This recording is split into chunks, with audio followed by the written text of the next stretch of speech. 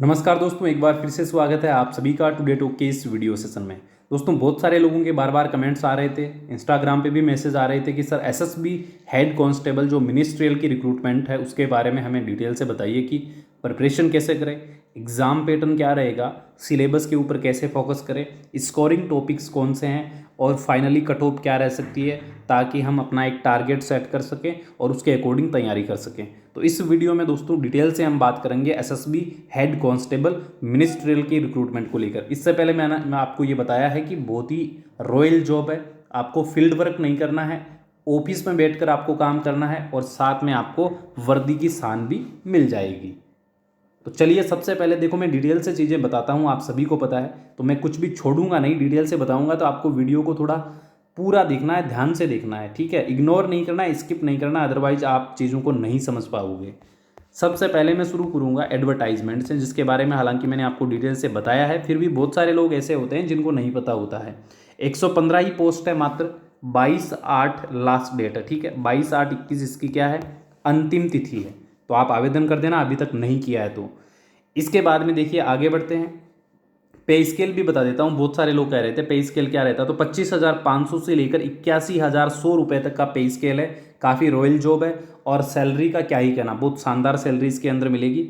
Other allowances वगैरह के इसके अंदर लागू किए गए हैं। एज को लेकर बहुत सारे बच्चे पूछ रहे थे कि 18 साल वाले अप्लाई कर सकते हैं ना, तो 18 से 25 वाले वो सारे लोग अप्लाई कर सकते हैं जो 12वीं पास है, मात्र 12वीं पास होना जरूरी है। लेकिन इस बात का ध्यान रखना कि ये ऑफिस जॉब है, तो इसके अंदर आपका स्किल टेस्ट होगा, जिसमें इंग्लिश में आपकी टाइपिंग स्पीड 35 या हिंदी में आपकी टाइपिंग स्पीड 30 होना जरूरी है। इंग्लिश या हिंदी दोनों में से आप कोई भी भाषा ले सकते हो टाइपिंग टेस्ट के लिए। लेकिन इसके अंदर एक टेस्ट और होता है जिसके अंदर 35 word per minute in English, 30 word per minute in Hindi में लिखना होता है। इसको बोलते हैं corresponding to 10,500 kdph in English. आपको ये वर्ड लिख के दिखाना होता है। इसमें 5 की डिप्रेशन कुछ चीज़ें इसमें रहती है। इसके बारे में मैं आपको डिटेल से बताऊंगा, थोड़ी जानकारी मुझे कलेक्ट करना पड़ेगा कि स्किल टेस्ट है वो डिटेल से कैसे होता है, कौन कौन से स्टेज होते हैं, क्या क्या करवाया जाता है। तो इसके बारे में तो जानकारी हम किसी हेड कांस्टेबल से ही लेंगे, उसके बाद ही आपके साथ में शेयर करूँगा।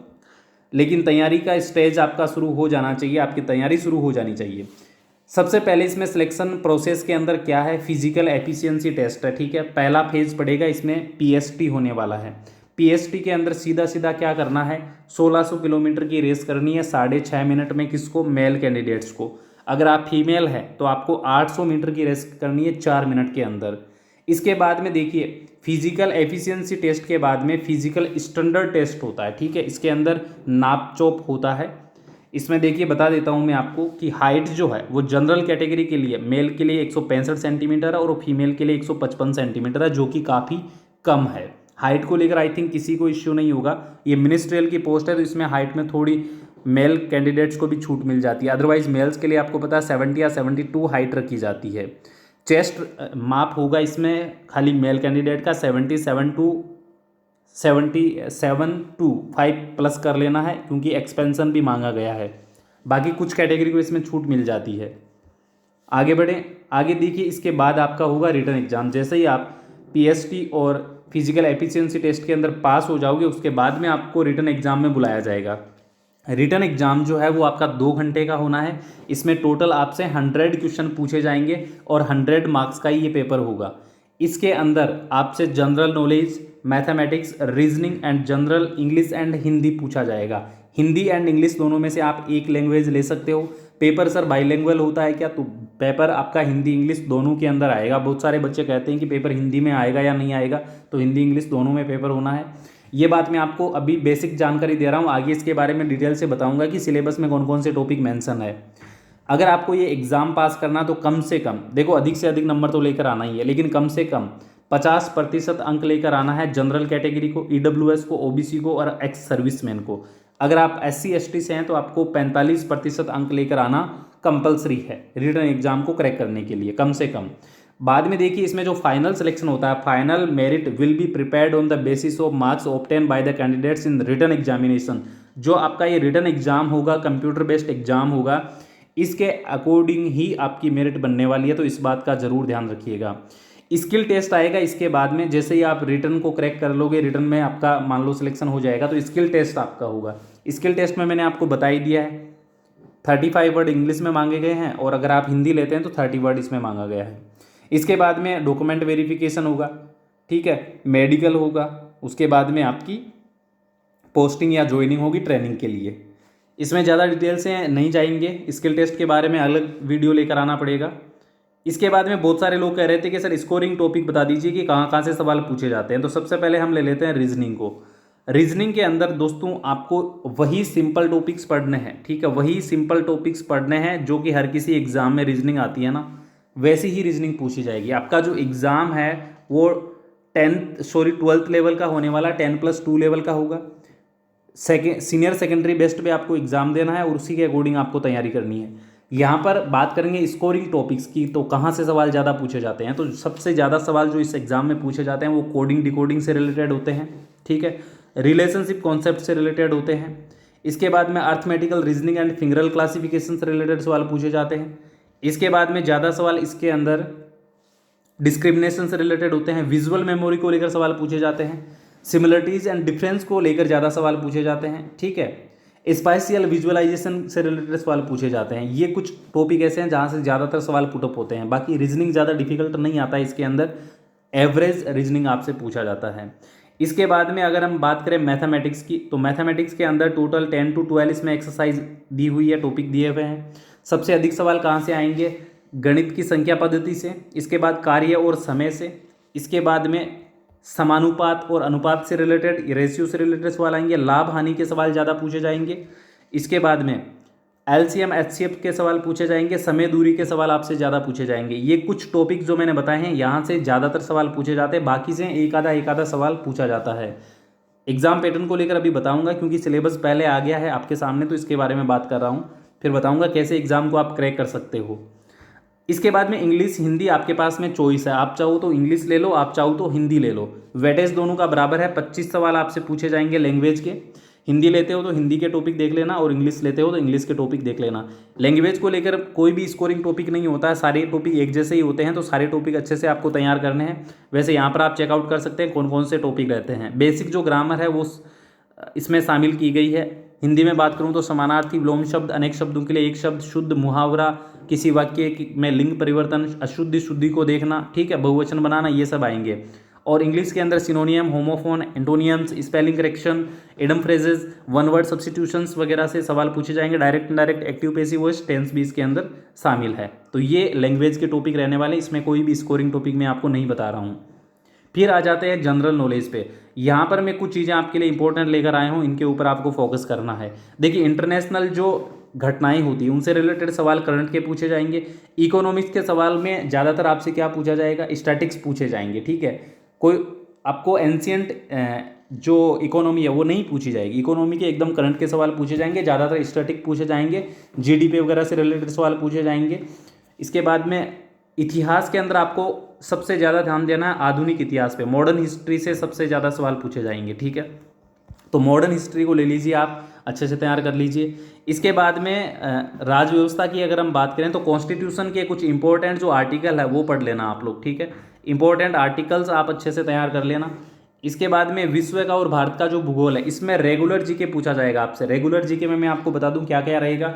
रिवर्स, हिल्स, माउंटेन, डैम्स, ठीक है। इसके बाद में लैंड्स और ट्रांसपोर्टेशन, और इसके बाद में एग्रीकल्चर और जीआई टैग वगैरह, यहाँ से ज़्यादातर सवाल पूछे जाएंगे। फिर इसके अंदर हम ले तो अभ्यारण्य, सेंचुरीज वगैरह से सवाल पूछे जाएंगे, ठीक है।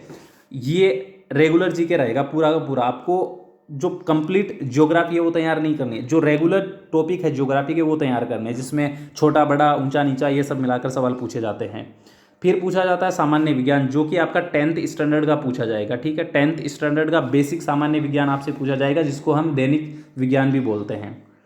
इसके बाद में राष्ट्रीय आंदोलन से सवाल पूछे जाएंगे। जितने भी आंदोलन हुए उनको अच्छे से आप तैयार कर लेना, यहाँ से मैक्सिमम सवाल पूछे जाते हैं। फिर सामान्य ज्ञान का मतलब वही करंट अफेयर्स आपसे पूछा जाएगा। करंट अफेयर्स में आपको क्या पढ़ना है? Sports, awards, books and authors, ठीक है, राष्ट्रीय अवार्ड, पद्म पुरस्कार, और इसके बाद में करंटली अगर हम बात करें तो बजट से रिलेटेड सवाल पूछे जा सकते हैं। और इसमें इंडेक्स तैयार कर लेना सारे अच्छे से, ठीक है। और यहीं से सवाल आपसे ज़्यादा पूछे जाएंगे सामान्य ज्ञान के अंदर। पर्यावरण के कुछ सवाल आपसे पूछे जाएंगे, इसके अंदर वही अभ्यारण्य, ठीक है, भारत की भूमि से रिलेटेड सवाल पूछे जाएंगे, हिल्स एंड डैम्स माउंटेन से रिलेटेड और वनस्पति से रिलेटेड सवाल पूछे जाएंगे पर्यावरण के अंदर, ठीक है।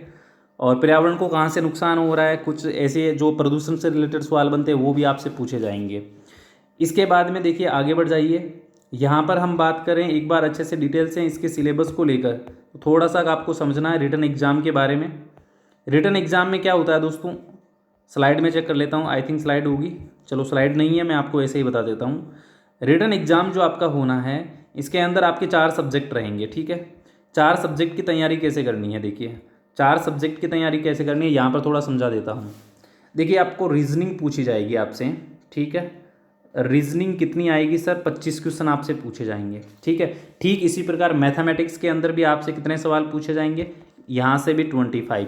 जीके से कितने पूछे जाएंगे, यहाँ से भी 25। और उसके बाद लैंग्वेज हिंदी या इंग्लिश से कितने पूछे जाएंगे, यहाँ से भी 25 पूछे जाएंगे। तैयारी कैसे करनी है, सबसे पहले आपको ध्यान देना है कि आपका सपोर्टिव सब्जेक्ट कौन सा इनमें से। जैसे मान लीजिए मुझे ये एग्ज़ाम देना है तो मेरा रीजनिंग अच्छा है, तो मेरी रीजनिंग को पहले तैयार कर लूँगा, 25 का स्कोर सिक्योर करूँगा। उसके बाद मैं लैंग्वेज को लूँगा, लैंग्वेज के 25 मार्क्स से कोशिश करूँगा 24 23 तक स्कोर करने की। यहाँ पर मेरे 50 मार्क्स अगर बन जाते हैं तो बाकी मैं यहाँ पर कोशिश करूँगा कि कम से कम इन दोनों सब्जेक्ट में 12.5 नंबर लेकर आ जाऊँ।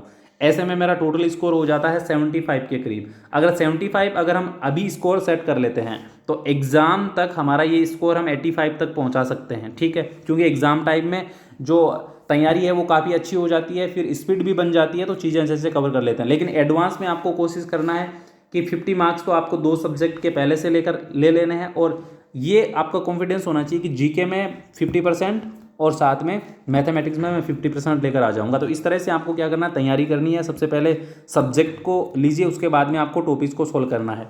टॉपिक्स को 3 पार्ट में डिवाइड कर लो।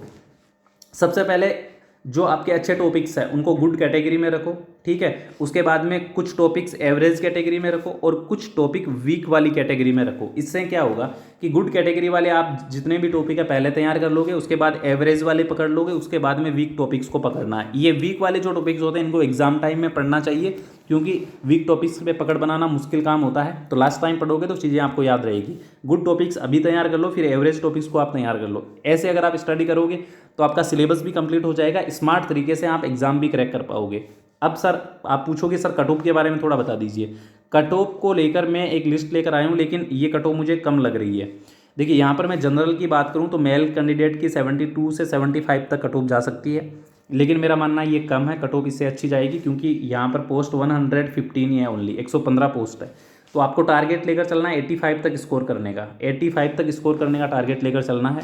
गर्ल्स की अगर मैं बात करूं तो 80+ का टारगेट लेकर चलना है, ठीक है। बाकी यहाँ पर मैं कैटेगरी वाइज डिफाइन नहीं करूँगा कट ऑफ को, यहाँ देख सकते हो आप लोग, इस तरह की कट ऑफ देखने को मिल सकती है। लेकिन मेरा ये मानना है दोस्तों, चाहे जनरल कैटेगरी का हो, चाहे SC ST का हो, चाहे OBC का हो, चाहे किसी भी कैटेगरी का हो, स्टूडेंट को हमेशा ही कट ऑफ 10 मार्क्स एक्स्ट्रा लेकर चलनी चाहिए। जनरल के बराबर ही मार्क्स लाने की कोशिश करनी चाहिए, मेहनत इक्वल करनी चाहिए। आप ये मान लो कि 80 to 85 का अगर आप स्कोर रखते हो तो आपके सिलेक्शन की पॉसिबिलिटी बनती है। अगर आप ये सोचते हो कि मैं 75 पर सिलेक्शन ले लूँगा तो काफ़ी मुश्किल काम है, हो सकता है कट ऑफ ऊपर चली जाए। तो 80 से 85 तक स्कोर करने की कोशिश करना है अगर आपको हेड कांस्टेबल मिनिस्ट्रियल की पोस्ट पाना है तो।